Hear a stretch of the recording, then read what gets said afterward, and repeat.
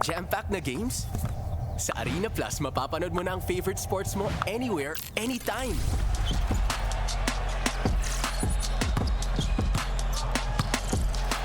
Keep track of real-time stats para updated ka sa bawat galaw. Join the hype!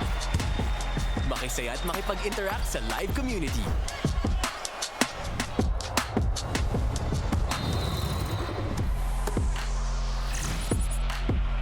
Suportahan ang iyong favorite team and go all in!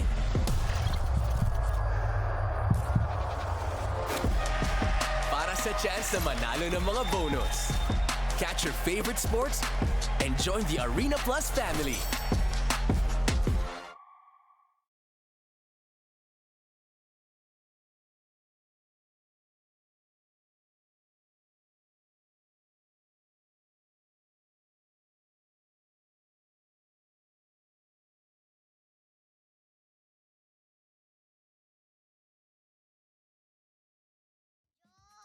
Sabihin, Radyo! Sabihin mo! Sabihin mo! Energy! Energy! Sa Arena Plus, mapapanood mo na ang favorite sports mo anywhere, anytime. Maging updated sa bawat galaw ng laro. Suportahan ang iyong favorite team and go all in. Join the Philippines' best sportsbook at arenaplus.ph. Awarded by Sigma Awards 2025. For more information, visit www.pagcor.ph/regulatory or email keepitfun@pagcor.ph. Gaming for 21 years old and above only. Game responsibly. Keep it fun. Sama-sama sa Arena. Visit arenaplus.ph for more information. Arena Plus. Chika sa Arena!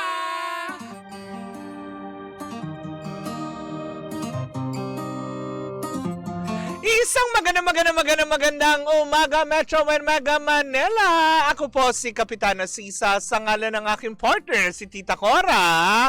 Ito na ang Chika sa Arena. Hatid yan sa atin ang Arena Plus, astig sa sports. Na diba?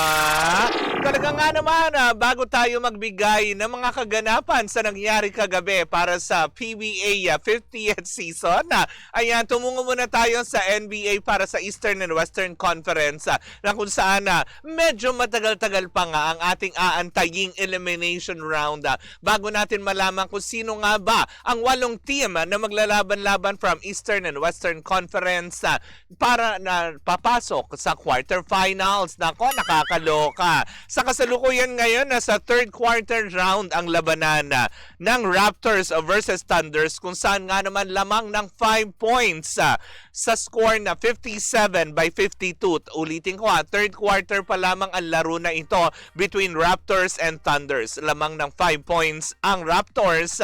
Ayan, sa third quarter na may 10 minutes and 20 seconds on the clock. Samantala na sa third quarter na din ang labanan ng Pelicans versus Spurs. Kung saan nga naman tambalolo, gano'n. Ay, ano tambalolo? Tambalo siya. Makahabol pa kaya ito? Ayan, dahil sa kasalukuyang third quarter round, may score na po ang Pelicans na 63 over 49 ng Spurs. Pero sabi nga ng ilan, bilog ang bola, third quarter pa lamang. 'Di ba? Mahaba-haba pa ito, posible pa makabawi, 'di ba? Well, go lang, sabi nga ni Rufa May. Samantala naman din, ayan, nagaganap din po ang labanan sa pagitan ng Heat at ng Suns. Kung saan nga naman sa first quarter pa lamang with 4 minutes on the clock, lamang ang Heat sa score na 21 over 15 ng Suns. O, diba? Kanina naman ay natunghayan na natin ang laban ng Kings at ng Piston kung saan nagwagi ang Piston sa score na 139 over 116 ng Kings. Samantala nagwagi naman ang Warriors against Timberwolves sa score na 111 over 85. At yan po muna mga kaganapan sa mundo ng NBA. Tumungo na tayo sa PBA. Talaga nga naman, very exciting na at inaabangan ng lahat ang magiging tapatan muli ng TNT at ng San Miguel Beermen para sa Game 4 na gaganapin yan sa MOA Arena this Wednesday. Nakapuntos na ng 2 panalo ang San Miguel Beermen na magkasunod yan. Simula pa Biyernes at kahapon yan. Kahapon nga tinanghal bilang hero si CJ Perez matapos kasi itong makashoot ng 4 points at ng 3 points na halos magkasunod na siyang nagpanalo sa San Miguel Beermen. Inaakala nga ng lahat, hindi ba, na posible nga talunin ng TNT kagabi ang San Miguel Beermen, pero hindi pinayagan ng San Miguel Beermen na muling makapuntos ng panalo ang TNT. Mukhang alam mo yung kagabi din, nagkaroon ng tensyon sa MOA Arena dahil both parties ay medyo nagkakainitan. Ako nakakaloka. O nanonood ako kagabi, diba? Halos talagang ang iinit ng mga players. Ako nakakaloka. Pero yun nga, 'di ba? Ang nagmistulang hero para sa San Miguel Beermen nga kagabi at tuluyan nilang nakamit ang kanilang ikalawang panalo para sa best of 7 games final round ng PBA para sa 50th season na ito. Makapuntos kaya muli makabawi ang TNT sa darating na Miyerkules. Well, malalaman natin yan sa MOA Arena para sa Game 4 ng PBA 50th Season All-Filipino Cup. Muli po ako po si Kapitana Sisa sa ngalan ng aking partner si Tita Cora. Ito pa rin ang Chika sa Arena. Hatid yan sa atin ang Arena Plus astig sa sports. Sa Arena Plus, mapapanood mo na ang favorite sports mo anywhere, anytime. Maging updated sa bawat galaw ng laro. Suportahan ang iyong favorite team and go all in. Join the Philippines' best sportsbook at arenaplus.ph. Awarded by Sigma Awards 2025. For more information, visit www.pagcor.ph/regulatory or email keepitfun@pagcor.ph. Gaming for 21 years old and above only. Game responsibly. Keep it fun. Sama-sama sa Arena. Visit arenaplus.ph for more information. Arena Plus. Cheers, miss! Gabaglita! With Tita Cora and Kapitana Sisa. We are number 106.7 Energy FM. Panggawag mong sabihin radyo, sabihin mo Energy. Isang magandang umaga Metro and Mega Manila. Sa mga nakatutok sa kanilang mga radyo, sa mga kayong panig ng Metro and Mega Manila. Good morning po sa inyong lahat. Kung kayo naman ay hindi nakakapanood sa ating digital platforms on Facebook, TikTok, and of course sa ating YouTube channel sa mga team replays naman. At kung kayo nakikinig lang naman, 'di ba, sa inyong mga hanap buhay, sa sasakyan, 'di ba? At kung ikaw naman din ay isang commuter na may radyo, ang sinasakyan mong bus, UV Express, jeep, i-message mo kami sa aming text line para mabati naman natin ang napakagwapong driver, 'di ba? Na nagdadala sa inyo, nagdadala sa inyo ano kay package? Na dinadala kayo sa inyong mga pupuntahan. I-message nyo kami 0945-367-8792. Ulitin ko sa text line natin para naman malaman namin kung saan man kayong panig ng Metro. Panig! ng Metro Manila o di naman kaya, diba? Ng Pilipinas. At syempre sa mga nanonood sa atin nasa abroad, hello po sa inyo. Saludo tayo, diba? Ng bonggang-bongga. Sa ating mga, alam mo yun, mga tinatawag nating heroes, ang ating mga OFWs, diba?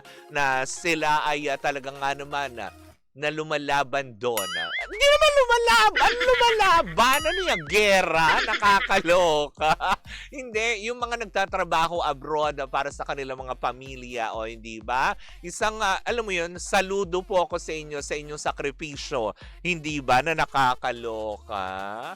Anyways, isang magandang umaga. Siyempre, gusto ko rin batiin po ang mga nakatutok sa atin dyan po sa may Grandia Plains, ang NV Skin. Hello po sa inyo. O, diba? Hindi po oily yan, diba, ang aking face. Dahil ginawa nila, facial nila ako kahapon, tsaka may micro diamond kineme.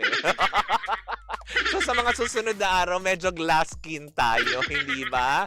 Thank you po Sir Angelo Dominguez, of course, ng NV Skin.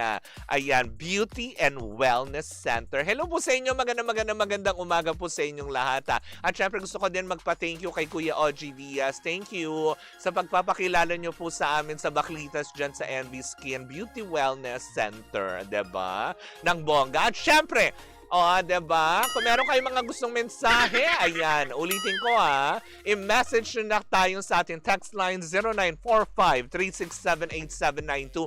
Pero eto na, ang ating first Baklitas. Sa ngalan pa rin ng aking partner, si Tita Cora. Oo, maraming, baka nagtataka kayo, nasan si Tita? Sabi ko na nga ba si Daryl Fukunaga.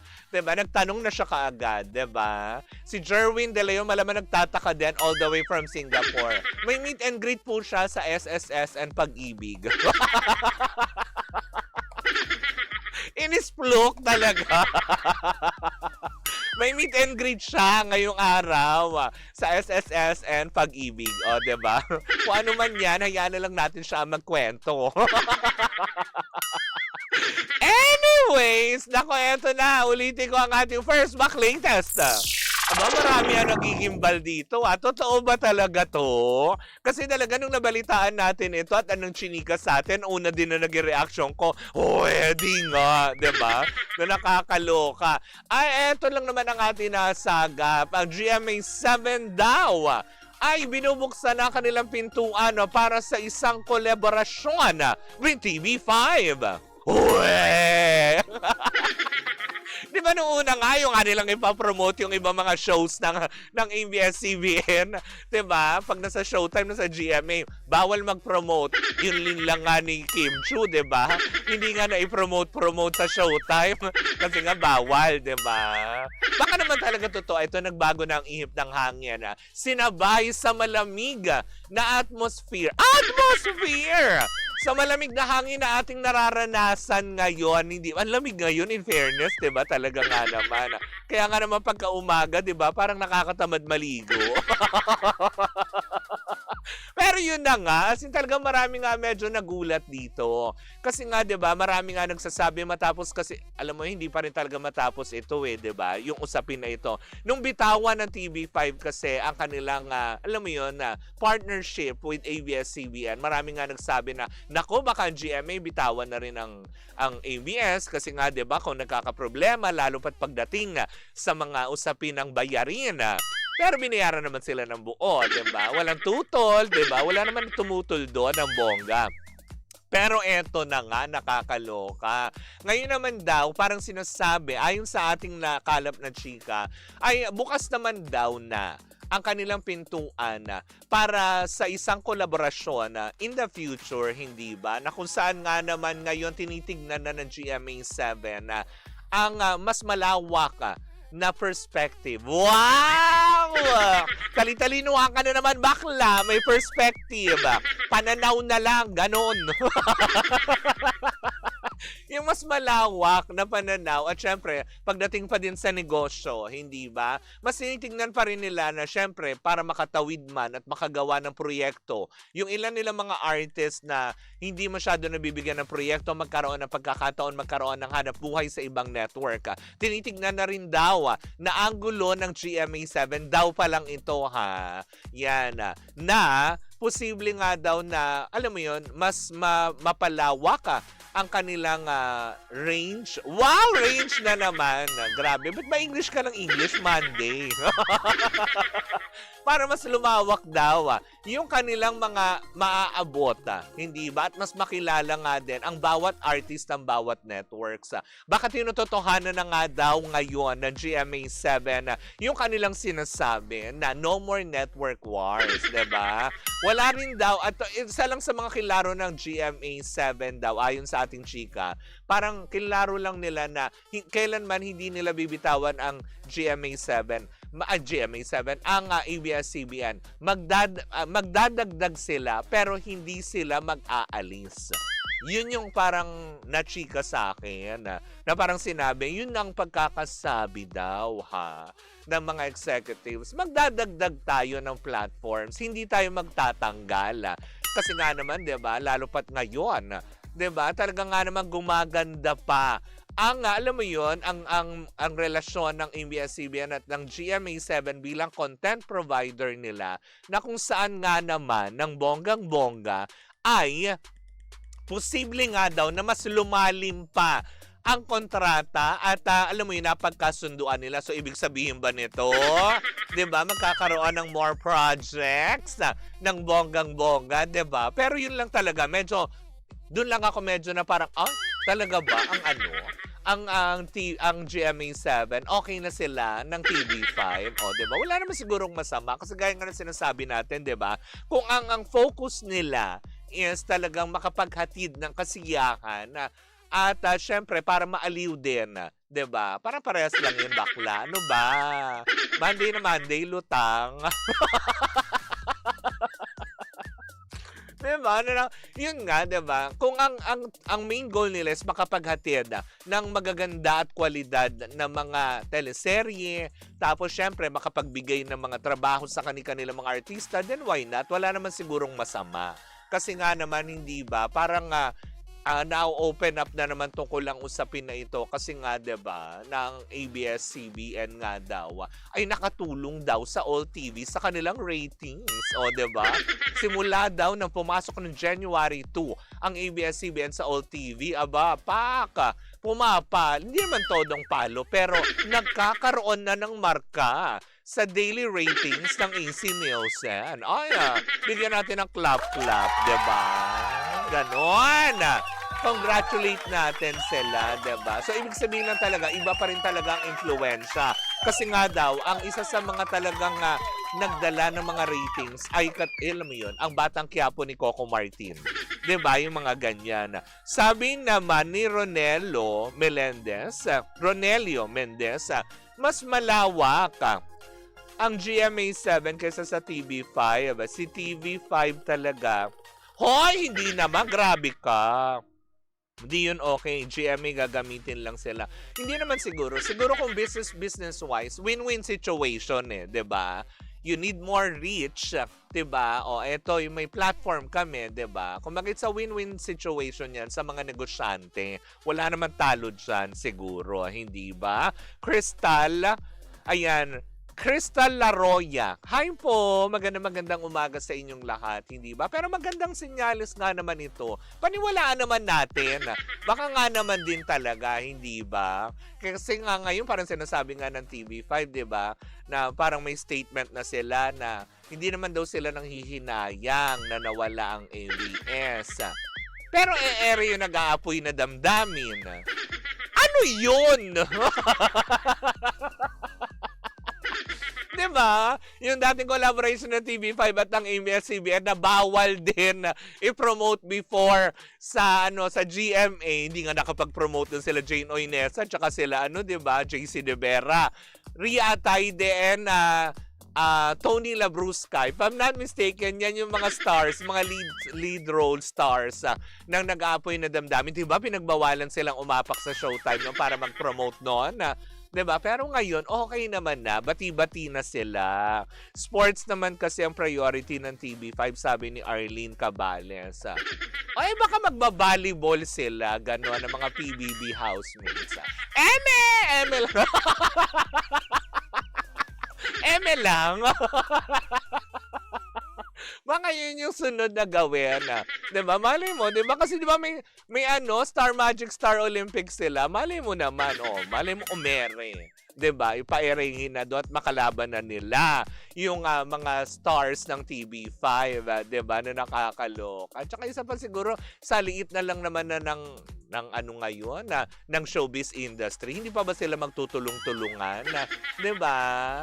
Siguro kasi hanggang ngayon, hanggat wala pa siguro talaga din na klarong programa na mailalagay or maipalalabas ang TV5, siguro kailangan din naman siguro nila ng tulong ng ibang mga networks, 'di ba? Para magkaroon ng, alam mo yung collaboration projects, magkaroon ng pag-ere ng mga programa. Kasi talaga nga naman, 'di ba? Malaking, hindi ko man sinasabing malaking kawalan, pero talagang halos talagang dumausdos pa baba.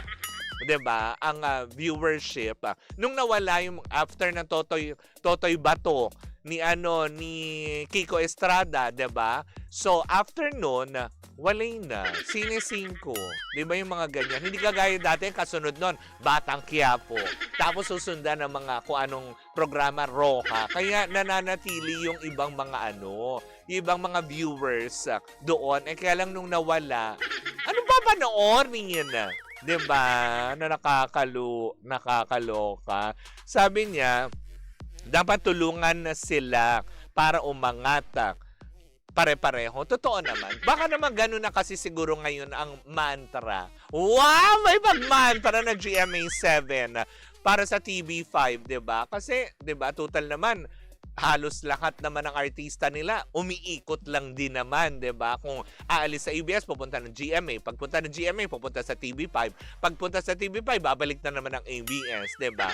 Ba't hindi na lang tayo magtulong-tulungan para magkaroon tayo ng harmony? Harmony! Nakakaloka! Sabi niya, ni Ronelio, para tumaas ang TV5, kesa Totoy Bato, palitan nila ng Totoy Mall. Ano ba yon? Bakit ganon? Bakla ka talaga. Totoy Mall. Ang lakas maka 90s, 'di ba? Si Jay Manalo yun, 'di ba? Na nakakaloka. In fairness, ang sarap niya dun. Anyways, 'di ba? Well, malalaman natin yan kung ano man ang magiging kolaborasyon ng GMA7 at ng TV5. Well, this is a good news, 'di ba? Kumbaga parang it's a good sign for everyone na talagang tinatapos na nila yung sinasabi nilang network wars before, 'di ba? Maganda 'yon. Happy ako doon. Happy? Bakit ba? Para namang alam mo yun, para namang may ambag kung magiging masaya ako para doon. Hindi, totoo naman, di ba? Well, sana din, di ba? Magkaroon na din ng kolaborasyon ng ang bawat isa, muling magkaayos ang ABS-CBN, TV5, di ba? Di ba? Kasi ganun din naman eh. Kakailanganin nila ang isa't isa. Sabi nga sa kasabihan, no man is an island. Di ba? Pero ako gusto ko nag-iisa sa island para walang chismosa. Ganun yun! Diba? Ba nawiwili kayo sa blind item, ha? Walay! Pahinga muna tayo sa blind item. Baka bukas pagbalik ni Tita Cora, ay for sure may bit-bit yan. May mga siguradong nasagap yan dyan sa SSS. Wow, sa SSS! Anyways, tako mga pangayan po muna ang ating unang chika for today's video. Sa ating pagbabalik, isang matigabong chikahan na naman ang dala-dala na nag-iisang bakla. Oo, dahil ang aking partner na si Tita Cora ay may meet and greet sa SSS and Pag-ibig. May meet and greet! Muli mo ako sa Kapitana Sisa at ito pa rin ang Baklita sa Woo! At tuloy-tuloy pa rin po ang ating tugtugan. Siyempre dito po lamang yan sa number 106.7 Energy FM. Panggawag mong sabihin radyo, sabihin mo Energy!